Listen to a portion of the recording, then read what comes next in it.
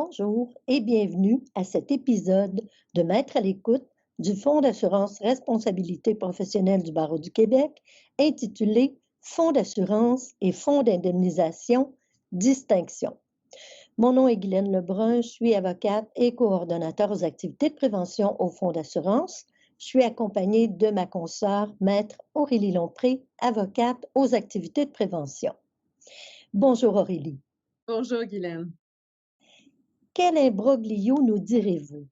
Nombreux sont ceux parmi vous et tous les intervenants du milieu judiciaire à confondre ou à associer le Fonds d'assurance responsabilité professionnelle du Barreau du Québec et le Fonds d'indemnisation du Barreau du Québec.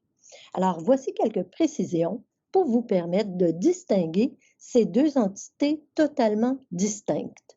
À toi, Aurélie. Merci Guylaine. La mission du fonds d'assurance est d'assurer, dans un but non lucratif et à long terme, la responsabilité professionnelle des membres du Barreau du Québec.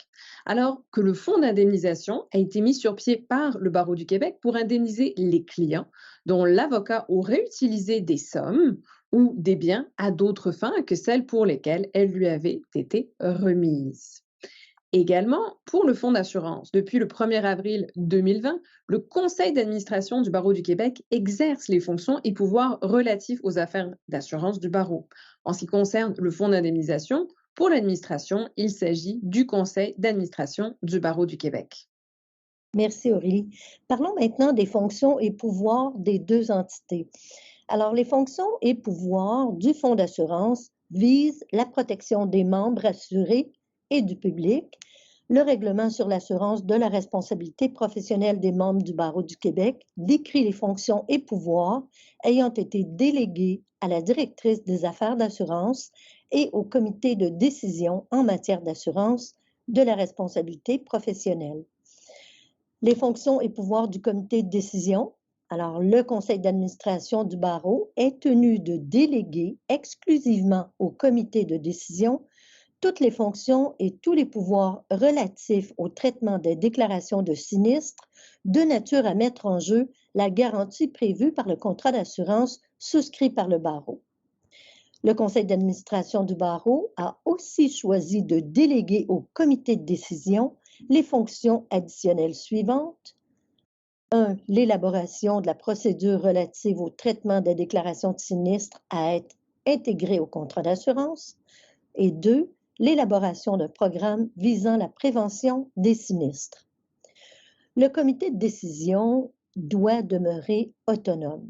En effet, il est expressément prévu à l'article 86.1 du Code des professions que l'Ordre doit prendre les mesures pour préserver en tout temps l'autonomie du comité de décision dans l'exercice de ses fonctions et pouvoirs relatifs au traitement des déclarations de sinistres de nature à mettre en jeu la garantie d'assurance. Le conseil d'administration du barreau a également créé le comité des affaires d'assurance, dont le mandat est, entre autres, d'appuyer la directrice des affaires d'assurance à l'égard de toute question financière relative aux affaires d'assurance de la responsabilité professionnelle du Barreau du Québec. Et il n'y a aucune subrogation contre le membre assuré. Alors que, voyons maintenant les fonctions et pouvoirs du comité d'indemnisation. Ceux-ci sont d'analyser et d'enquêter sur les demandes d'indemnisation liées à une utilisation à des fins autres des sommes ou de biens remis à un avocat dans l'exercice de sa profession. Également, le comité du fonds d'indemnisation doit faire rapport de ses recommandations au conseil d'administration pour toute réclamation dont le montant excède 50 000 et de décider de toute réclamation dont le montant n'excède pas 50 000 et il y a subrogation légale contre le membre responsable. À toi maintenant. Merci Guylaine. En ce qui concerne maintenant le principal encadrement légal du fonds d'assurance, eh bien ici, on réfère au Code des professions, à la loi sur les assureurs et au règlement sur l'assurance de la responsabilité professionnelle des membres du Barreau du Québec. Alors que le fonds d'indemnisation est encadré légalement par le Code des professions, la loi sur le barreau et le règlement sur le fonds d'indemnisation du barreau du Québec. L'indemnité maximale actuelle de la garantie du fonds d'assurance est de 10 millions de dollars par sinistre, sous réserve de certaines limitations particulières, alors que pour le fonds d'indemnisation, l'indemnité maximale payable à même le fonds est établie à 500 000 dollars pour l'ensemble des réclamants concernant un avocat et à 100 000 dollars par réclamant par rapport à cet avocat.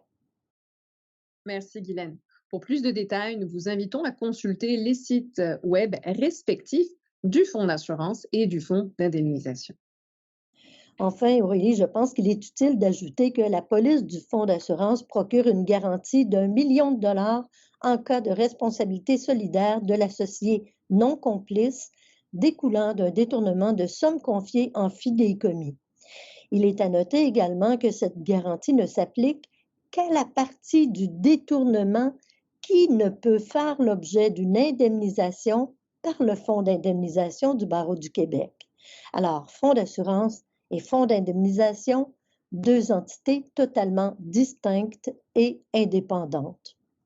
En effet, Guylaine. Chère Guylaine, cet épisode tire déjà à sa fin. Nous espérons que l'information communiquée vous a été utile et nous vous disons à très bientôt pour notre prochain épisode. Merci. Merci Aurélie. Au revoir.